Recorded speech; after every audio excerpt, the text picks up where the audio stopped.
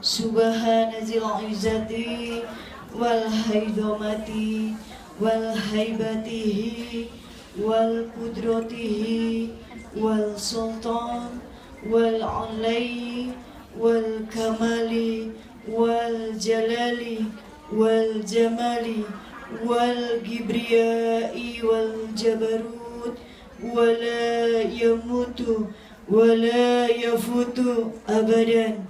Subuhun kudusun Rabbuna wa Rabbul malaikati warruh. Subhanallah walhamdulillah la ilaha illallah Allahu akbar. Allahumma salli ala sayyidina Muhammad. Allahumma salli ala sayyidina wa habibina wa syafi'ina wa maulana Muhammadin wa ala alihi wa sahbihi ajma'in. Amin. Inna Allaha wa malaikatahu yusalluna 'alan nabi. Sesungguhnya Allah dan para malaikat saja bersolawat kepadaku. Punya buat siapa? Ya ayyuhalladzina amanu. Hai orang-orang yang beriman. Yang dipanggil mah yang beriman. Gak ada dipanggil hai orang-orang kaya. Gak ada. Apalagi hai orang-orang yang punya jabatan. Enggak juga. Buat apa harta dan jabatan yang gak mampu menyelamatkan dia di dunia dan di akhirat. Tapi yang dipanggil hai orang-orang yang beriman. Buruh pun lebih baik mungkin keimanannya dibanding para pejabat yang isinya koruptor terus. Ya. Jadi kita gak pernah tahu keimanan kita. Siapa yang lebih baik? Allah yang maha menilai. Ya ayyuhalladzina amanu sallu. Sallu ini kalimat ajakan perintah. Sallu alaihi wasallimu taslima. Maka bersolawatlah engkau kepadaku.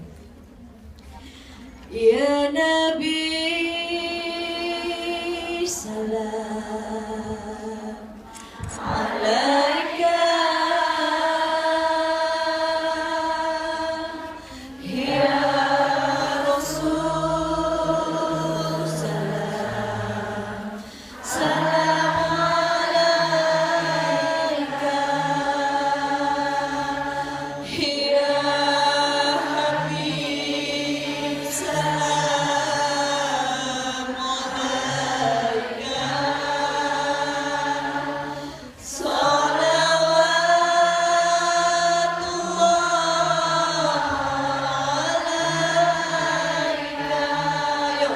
Bersolawat. Ya Nabi salam alaika. Duhai Allah,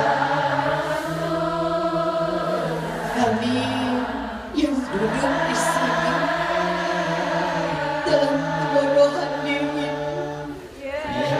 dalam dosa-dosa yang kami bawa, keburukan yang kami punya, kami gak pernah tahu atas diri ini selamat atau tidak. Dengan sholawat ini kami hanya berharap syafaat dari kekasihmu Muhammad. Syafaat yang akan menolong kami kelak yaumil mahsyar saat Engkau buka semua keburukan-keburukan yang kami punya. Berharap dengan syafaat dari beliau atas pertolongannya berkat sholawat ini. Semua keburukan-keburukan kami Engkau tutupi dengan kebaikan-kebaikan. Ya Allah, Tuhan yang Maha Rahman dan Maha Rahim, kami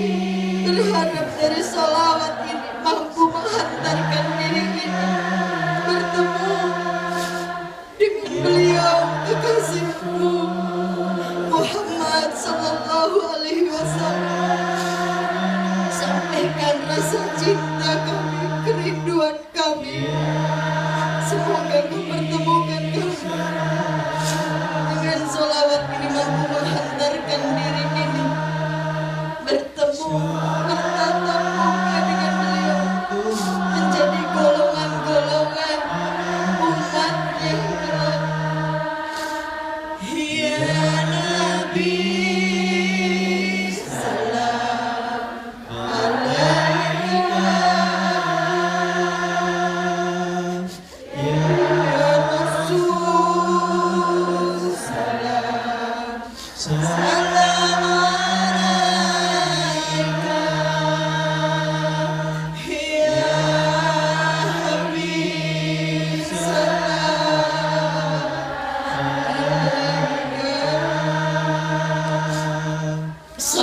Habib,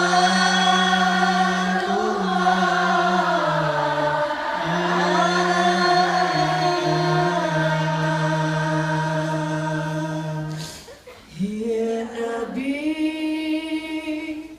salam alaika. Ya Rasul, salam alaika.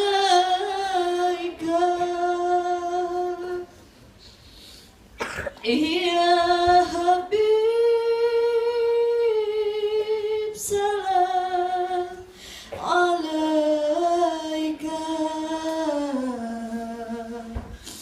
Salawatullah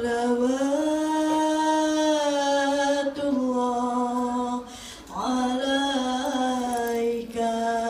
Ayo semuanya. Ya Nabi, salam alaika.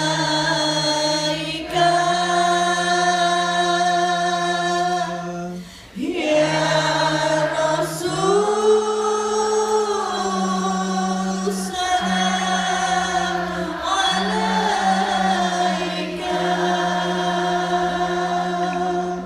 Ya Habib, salam alaika.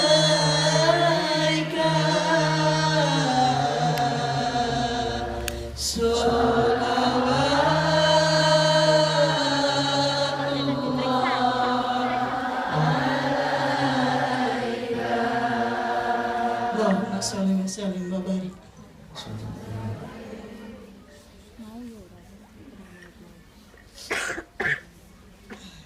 Saudaraku yang insya Allah dimuliakan oleh Allah.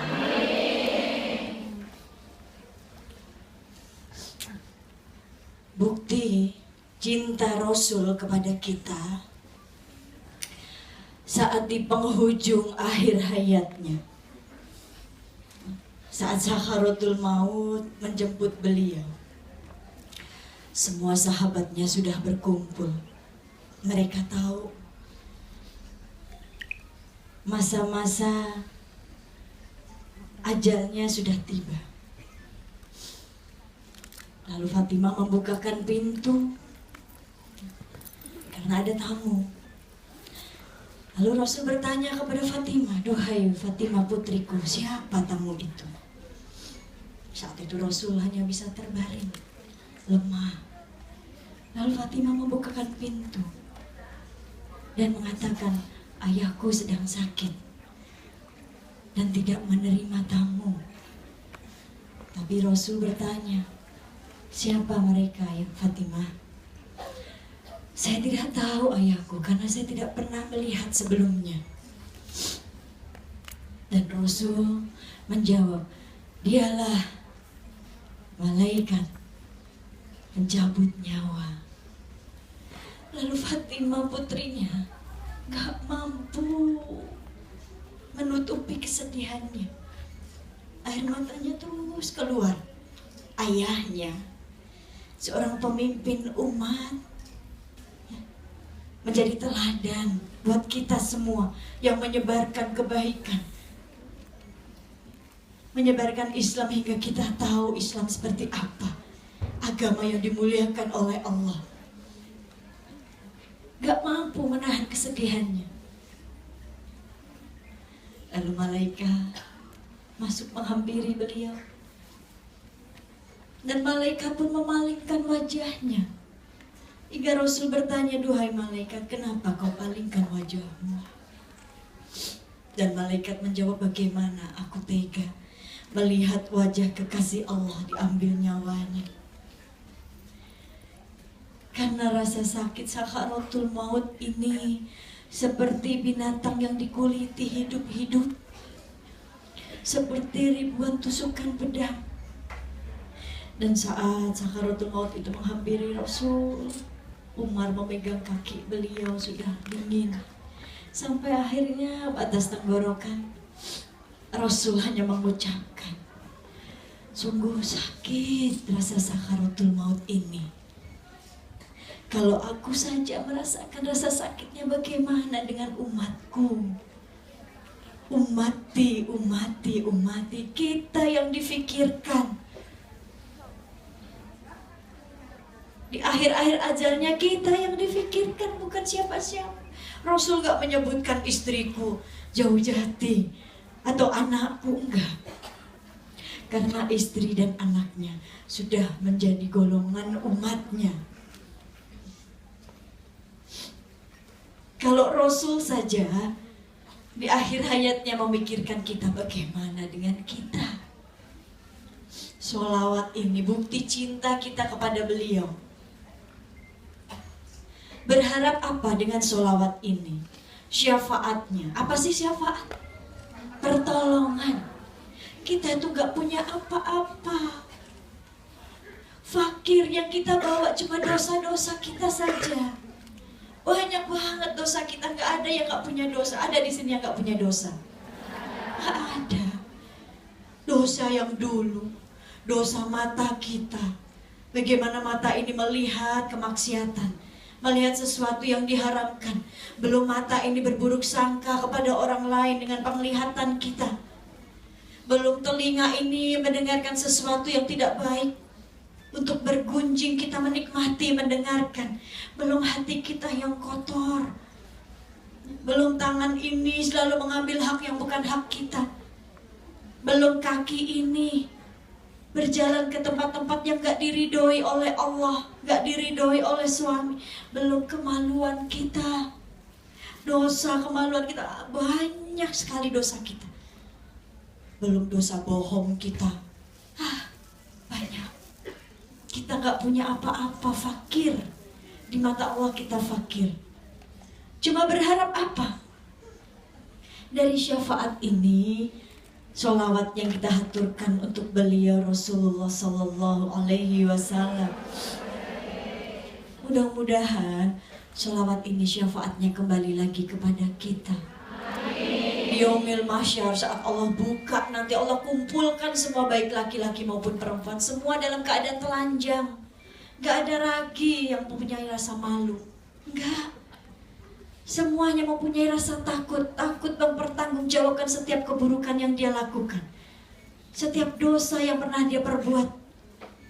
Tapi berharapnya karena kita sering terus bersolawat kepada beliau, berharap solawat ini mampu syafaatnya menutupi keburukan-keburukan kita, diganti dengan kebaikan-kebaikan yang kita punya. Seberapa banyak kebaikan kita dibanding keburukan. Makanya mulai sekarang terus fastabiqul khairat, berlomba-lomba dalam kebaikan, berlomba-lomba terus mencari tiket. Tiket apa? Tiket ke surga. Minta sama Allah, mulai dari sekarang manfaatkan sisa waktu yang Allah berikan. Mudah-mudahan dengan sholawat tadi kelak mampu menghantarkan diri kita bertemu dengan beliau. Amin. Sama-sama seperti ini, duduk di taklim bersama beliau nanti. Amin. Kalau yang sudah pernah umroh, ada yang udah pernah umroh? Nah, belum? Insya Allah nanti bisa umroh bareng-bareng sama ya. Yang sudah pernah umroh, lihat kalau kita duduk di raudhah, ma baina baiti raudhah min riyadil jannah. Di antara rumahku dan mimbarku adalah taman-taman surga, kata Rasul. Yang sudah pernah ke Raudhah, duduk di situ saja senang. Berziarah ke makam beliau, duduk senang. Duduk di taman surga saja senang. Enak, nikmat. Yang sudah pernah umroh, insya Allah nanti semua ini bisa berangkat. Udah punya duitnya belum? Jangan ngomong kalau gak punya duit. Insya Allah. Ini mudah-mudahan semua.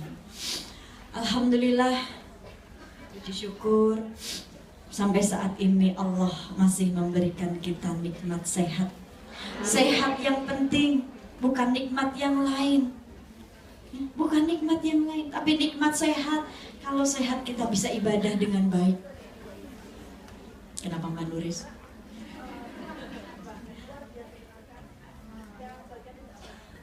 Ya, boleh dikencengin suaranya. Ini yang terpenting, nikmat sehat. Kalau kita nggak sehat, lihat, mau ibadah juga males. Apalagi kalau udah dikasih nikmat, terus rezeki dikasih sama Allah, biasanya berkurang dalam hal ibadahnya. Awas, semua ujian, susah senang itu semua ujian yang datang dari Allah. Saat ini kita tadi bangun tidur, buka mata kita masih difungsikan oleh Allah dengan sebaik-baiknya. Ini adalah rezeki yang luar biasa. Buka mata, ya masih bisa melihat. Mungkin yang suaminya masih ada di sini, buka mata, bangun tidur lihat suaminya. Buka mata, bangun tidur ngelihat majikannya, salah ya. Loh, kali aja begitu buka mata lihat majikannya lagi sholat. Amin, doain aja ya. Mudah-mudahan dengan adanya kalian di sini bisa membawa tuh Cina-Cina semua masuk Islam. Saya di sini kayak digelodok, Cina semua. Jadi ini, mungkin saat ini mata saya nikmatnya sedikit dikurangi oleh Allah. Buka mata, biasa ngelihat suami di samping kasur udah nggak ada. Tapi saya masih bersyukur. Buka mata, masih ngelihat anak-anak tidur di samping saya. Yang sekarang ngegantiin desek-desekan satu kasur buat 4 orang. Pada nggak mau tidur sendiri-sendiri. Ini nikmat. Allah masih kasih nikmat mata. Coba seandainya mata ini buka mata, mata yang kiri saja punya kita dibikin buta oleh Allah. Apa yang kita rasakan? Berkurang nikmatnya, pasti buru-buru cari dokter. Nggak cari Allahnya dulu. Ini manusia. Saat dikasih ujian, dikasih musibah, yang dicari temennya dulu, curhat sama temennya. Nggak langsung cari Allahnya dulu. Tanya dulu ke Allah, kenapa Allah? Minta difahamkan sama Allah. Baru cerita ke temennya. Temen itu bocor, ember katanya. Kita cerita sama teman, jangan bilang-bilang ya, ini masalah saya, cuma kamu yang tahu. Oh iya siap. Besok yang diomongin tadi, ngobrol sama teman sebelahnya, nyeritain kita yang tadi curhat, jangan bilang-bilang ya, ini cuma kita aja berdua yang tahu. Udah berapa yang tahu? 2. Tadi yang tadi habis diomongin, cerita lagi sama temennya, jangan bilang-bilang, ini cuma kita doang loh yang tahu. Udah berapa yang tahu? 3. Ntar semuanya tahu masalah kita. Curhat paling aman itu sama Allah. Curhatin semuanya, keluarin sampai keluar air mata kita. Minta jawabannya sama Allah. Karena semua skenario kan Allah yang mengatur. Semua diberikan skenario masing-masing. Saya dengan sampean semua skenarionya nggak sama. Ibarat artis dikasih skenario oleh sutradara. Ada yang dikasih peran antagonis, perannya jahat terus, tapi sehari-harinya dia nggak seperti itu. Ada yang dikasih peran melankolis, perannya nangis terus. Ya. Tapi sehari-harinya dia bahagia. Ini profesional. Dia memerankan apa yang diberikan sutradara. Nah, kita juga seperti itu. Kita semua ini artisnya Allah. Artisnya Allah, dikasih peran masing-masing. Profesional lah memerankan peran ini. Saat ini mungkin peran saya nangis terus. Ya saya harus profesional. Tapi nangisnya karena Allah. Jadikan air mata ini yang keluar dari kita air mata takut kepada Allah, bukan kepada siapa-siapa. Karena air mata ini yang nanti akan menjadi saksi bahwa nangisnya kita bukan karena disakitin oleh teman kita. Nangisnya kita bukan karena disakitin oleh saudara kita, oleh majikan kita, tapi nangis karena takut oleh Allah. Semua sedang diperhatikan oleh Allah. Kita ini lagi audisi. Kalau di TV ada audisi Indonesian Idol, ya, ada X Factor. Kita juga lagi di audisi semuanya. Dilihat satu-satu ini, ya. Dan jangan mau tereliminasi masuk surga.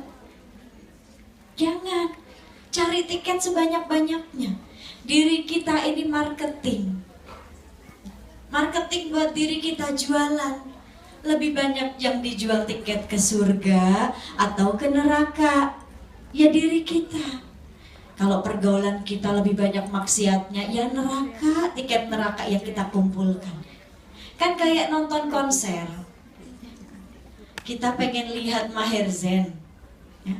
Nonton konsernya Maher Zain. Ada yang tahu Maher Zain? Tahu. Berarti nggak jadul semua di sini. Nonton konser Maher Zain, berarti kan kita harus dapat tiketnya dulu, ya. Kalau udah dapat tiketnya, ada yang tiket biasa, ada yang tiket VIP, ada yang VVIP, semua sama ngantri. Pintunya belum dibuka, ngantri semuanya. Nanti kalau udah dibuka, masuk satu-satu, yang VIP sebelah sana, yang biasa, yang VVIP, masuk semua. Nggak langsung ketemu Maher Zainnya, duduk dulu, nunggu lama dulu kan, ada sponsor lewat. Sama ke Allah juga gitu. Pengen ketemu Allah, cari tiketnya dulu sebanyak-banyaknya. Dengan apa? Ibadah kita. Sempurnakan ibadah kita. Banyak-banyakin bersedekah. Ibadah yang baik. Fastabihul khairat, berlomba-lomba terus dalam kebaikan. Menyebarkan salam. Karena Islam itu rahmatan lil alamin. Sebarkan salam ke semuanya. Bahwa kita buktikan Islam itu indah. Bukan Islam yang memaksa, bukan. Kita tinggal di negara orang, tinggal dengan majikan kita yang non-muslim. Tunjukkan diri kita. Sholat, baca Al-Quran saat mereka tidur, ya. Gak usah urus urusan yang sudah Allah urus. Urusan membolak-balikkan hati majikan kita, itu urusannya Allah memberikan hidayah. Biarkan mereka terus terbiasa mendengar alunan ayat suci Al-Quran yang kita baca, ya. Lagi tahajud bangun, baca. Lama-lama dia akan ngedenger tiap hari. Ini kenapa, suara apa? Bohong. Kalau Allah nggak kasih hidayah, saya tanya, lebih baik kafir atau murtad? Kafir. Kita nggak pernah tahu soalnya. Seorang pendeta pun, seorang biarawati pun, ya, Ustazah Irana Handono, tahu kan? Udah pernah diundang sini? Belum? Udah, undang di sini. Bagus beliau. Beliau seorang biarawati Katolik. Jadi ini. Tapi Allah berikan hidayah hingga sekarang menjadi muslim yang taat, menyebarkan kebaikan. Hingga temannya sendiri yang pendeta sekarang masuk Islam.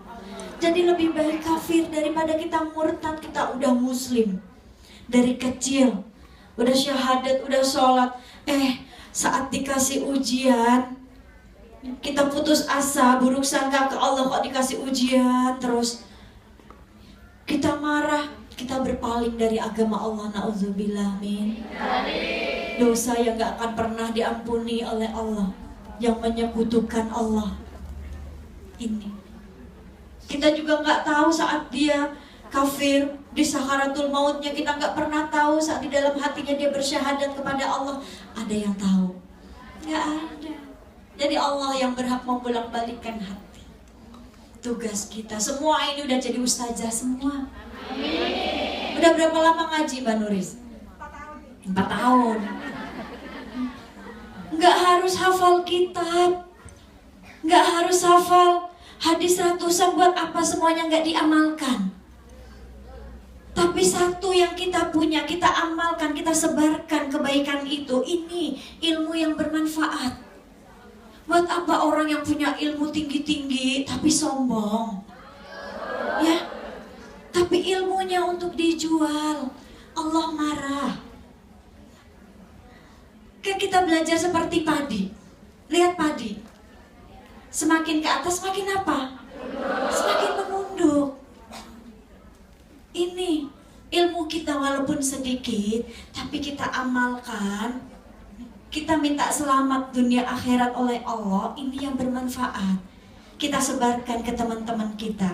Bukan kita udah hafal Quran, kitab semua, dari kitab kuning sampai kitab gundul semua, tapi nggak ada yang dipraktekin. Buat apa?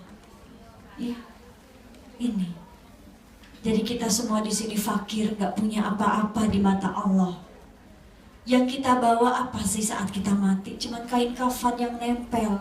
Kain kafannya juga gitu aja bentuknya. Nggak ada yang dibordir, nggak ada yang dipakein payet, nggak ada.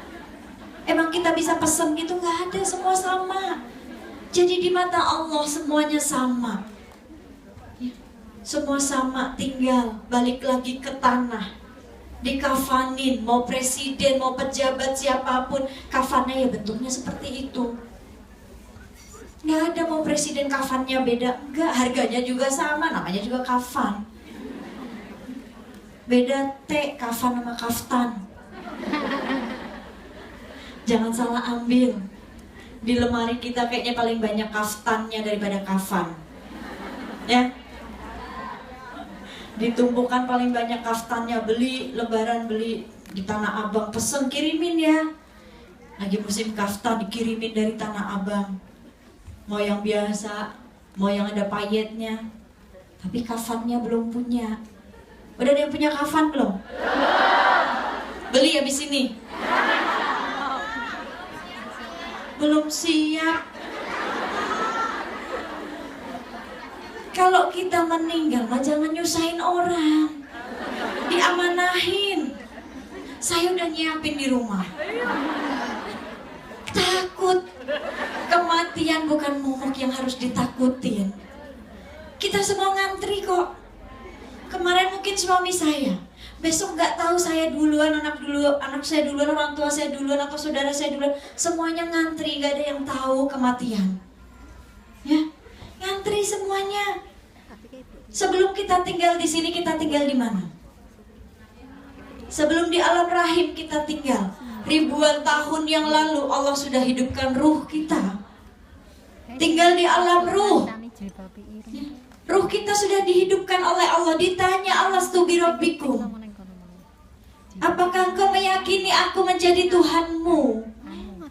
Dan ruh kita menjawab, iya, engkau adalah Tuhan kami. Dan ruh kita ditanya lagi oleh Allah, apakah engkau sanggup jika aku hidupkan engkau di dunia? Dunia ini hanya sementara. Tujuanmu aku hidupkan di dunia untuk akhirat. Allah sudah ngasih tahu sebelumnya oleh ruh kita. Dan untuk ibadah, kita pun menjawab, ya, aku sanggup beribadah. Padahal saat itu Allah sudah bertanya kepada alam semesta. Semua mengatakan gak sanggup untuk ibadah. Lihat di dalam surat Al-Baqarah. Saat Allah ingin menciptakan Adam, Siapa yang gak mau sujud di hadapan? Iblis, cuma iblis aja. Karena apa? Dia merasa dirinya lebih hebat. Dia diciptakan dari api, Adam dari tanah. Ini sombongnya iblis, gak mau sujud. Lalu saat Allah mau menciptakan Adam, malaikat pun bertanya, buat apa engkau ciptakan manusia yang nantinya akan bertumpahan darah satu sama lain, merusak satu sama lain, menyakiti satu sama lain. Tapi Allah tahu jawabannya. Aku lebih tahu dari engkau yang tidak tahu. Allah lebih tahu dari kita yang gak tahu. Allah yang memegang cerita kehidupan kita. Kita berharap sesuatu, tapi gak sesuai dengan keinginan kita. Karena Allah tahu, Allah memberikan kita yang tidak yang kita harapkan, tapi yang kita butuhkan. Lihat, kalau kita melihat gunung, gunung itu dari luar, dari jauh tampak cantik, indah. Kita berusaha mendaki gunung itu, gak sesuai dengan harapan kita, gak sesuai dengan bayangan kita. Saat kita daki, belum jalanannya licin, ya, belum batu-batunya yang besar, belum bertemu dengan binatang buas. Kadang hawa nafsu kita juga menghalangi untuk kita sampai ke gunung itu. Di kehidupan juga seperti itu. Gak seperti yang kita bayangkan, yang kita harapkan indah gitu ya. Tapi ternyata saat kita jalani banyak jatuh bangunnya, banyak kerikilnya. Ini kehidupan. Tapi Allah tahu apa yang kita butuhkan, bukan yang kita harapkan. Kadang harapan kita belum tentu yang terbaik di mata Allah. Jadi biarkan Allah yang bekerja dalam kehidupan kita, kita ngikutin aja udah. Kalau kitanya yang bekerja sendiri, ngoyok, capek, stres, bangun tidur yang difikirkan dunia. Ngelihat temennya gajinya naik, pusing dia. Ya. Pusing dia, demo semuanya. Ngelihat temennya beli handphone baru, pusing dia. Dapat duit dari mana lo? Gaji lu naik ya? Stres, bangun tidur mikirin orang terus. Yang difikirkan udah tidur, kita yang mikirin dia gak tidur-tidur. Rugi. Ya, rugi. Mending mikirin diri sendiri aja udah. Bagaimana urusan diri kita kepada Allah, ibadah kita. Ya. Urusin diri kita. Ini yang paling penting. Jadi bersyukur. La in syakartum la azidanakum wa la in kafartum inna adzabi lasyadid. Barang siapa yang bersyukur kepadaku, Allah akan tambahkan. Kita kita minta sama Allah nggak dikasih aja. Nggak dikasihnya kita itu udah dikasih oleh Allah. Kita bangun tidur masih bisa bernafas, alhamdulillah banget, ini rezeki yang luar biasa. Coba bangun tidur kita sesek nafas, buru-buru nyari tabung oksigen. Mereka yang di ICU, satu tabung oksigen bisa 40 juta ya, butuh nafas. Kita nih gak dipungut biaya ngambil nafas, terserah mau ambil nafas kapan aja, gak perlu sikut-sikutan. Seandainya nafas yang Allah berikan ini suruh bayar, coba. Satu hidupan nafas 500 perak. Ngehirup nafas lagi 1000.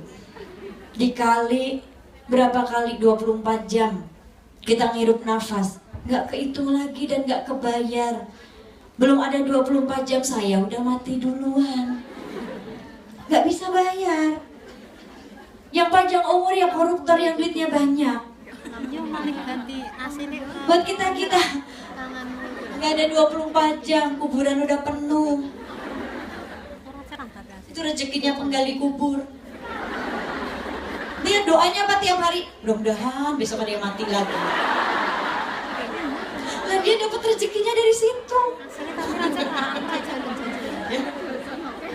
Iya Jadi nggak usah takut sama rezeki, semua sudah diatur oleh Allah.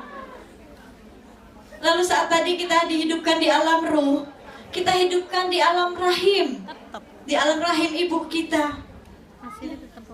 Kendaraan kita yang pertama ini di alam rahim ibu kita, di kandungan ibu kita. Bayangin 9 bulan ibu kita bawa kita ke pasar, ke kamar mandi, lagi kerja nyapu ngepel. Kalau kita menjadi anak yang durhaka, seperti apa dosa kita?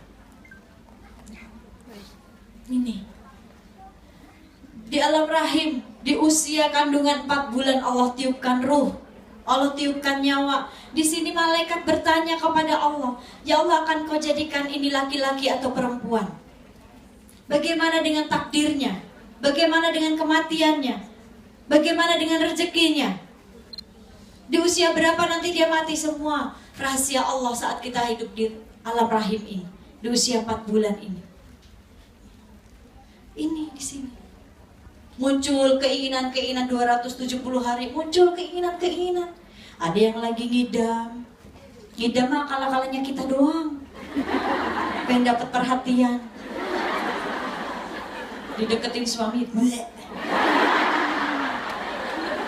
Suaminya bawa duit segepok nggak, bleh. Ya. Akalan ini mah. Jadi ini, lihat kalau konteks ibadahnya, kalau konteksnya saat kita ditanya dari alam ruh, kita ditanya untuk ibadah. Sanggupkah aku hidupkan engkau di dunia yang sementara, dan tujuanmu hidup di dunia ini untuk akhirat dan untuk ibadah? Apakah engkau sanggup jika aku hidupkan? Dan kita menjawab, ya aku sanggup. Kita di alam rahim, kita lahir diazankan. Kita lahir diazankan. Lalu kita hidup di sini, kita dengar azan, berarti kita disuruh sholat, suruh ibadah.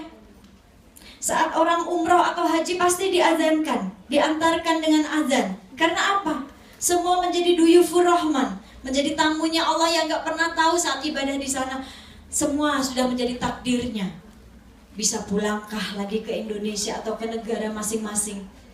Semua sudah takdirnya, maka dihantarkan oleh azan biasanya. Dan kita mati juga diazankan. Berarti gak jauh-jauh, memang benar. Semua disuruh ibadah. Tapi ibadah yang seperti apa? Ibadah ikhlas atau ibadah pamrih? Lawannya ikhlas itu pamrih. Saat kita ibadah ikhlas, sesuai dengan doa yang kita baca di dalam iftitah, di dalam sholat, apa perjanjian kita kepada Allah saat itu? Inna sholati wa nusuki wa mahyaya wa mamati lillahi rabbil alamin. Sesungguhnya sholatku, ibadahku, hidupku, matiku untuk Allah. Sudahkah kita seperti ini untuk Allah, bukan untuk suami hidup kita? Sholat kita bukan untuk suami, pakai jilbab kita bukan untuk suami. Ada yang pakai jilbabnya, pengen suaminya soleh. Karena ngelihat kita udah soleha pakai jilbab, berarti pakai jilbabnya karena suami. Kalau nanti suaminya nyakitin, suaminya selingkuh, jilbabnya dibuka. Buat apa gue soleha kalau suami gue begini? Berarti pakai jilbabnya bukan karena suami, bukan karena Allah, tapi karena suami. Ini. Jadi semuanya karena Allah, lillahi ta'ala. Jangan fokus ke surganya, fokusnya ke Allah, orientasinya ke akhirat. Carinya Allahnya, jangan cari surganya. Cari yang pemilik surga siapa? Allah. Ini ibadah yang ikhlas, tanpa pamrih. Syahadatnya ikhlas, bukan syahadatnya ingin memiliki sesuatu. Punya cowok non muslim, ya, terus syahadat, kepengen cuma memiliki dia doang, udahnya nanti balik lagi. Ini ibadah yang gak ikhlas. Ikhlas itu niatnya murni, gak tercampur oleh apapun. Ini ikhlas. Ibadah yang pamrih, Biasa sholat duhanya karena kepengen rezekinya nambah, pengen rezekinya, pengen gajinya nanti dinaikin, sholat duha terus minta doa sama Allah. Besok-besok diuji oleh Allah, dikasih nih rezeki terus, gajinya naik, besok-besok gak sholat duha lagi karena udah dijawab. Tahajudnya kepengen masalahnya cepat selesai, kepengen gajinya dibayar, besok diuji oleh Allah, masalahnya diselesaiin, gajinya yang setahun belum bayar dibayar setahun, besok-besok gak tahajud lagi. Jadi tahajudnya karena Allah. Orang yang bangun malam tahajud mencari Allah, ini namanya orang-orang yang mau menyusahkan dirinya di mata Allah. Kenapa mau menyusahkan diri di mata Allah? Maksudnya apa? Dia sanggup bangun malam, dia melihat saudaranya lagi pada tidur, nyenyak, nikmat, tapi dia sanggup bangun malam, dia mencari Allah di dalam sholatnya, dalam tahajudnya, munajah terus kepada Allah.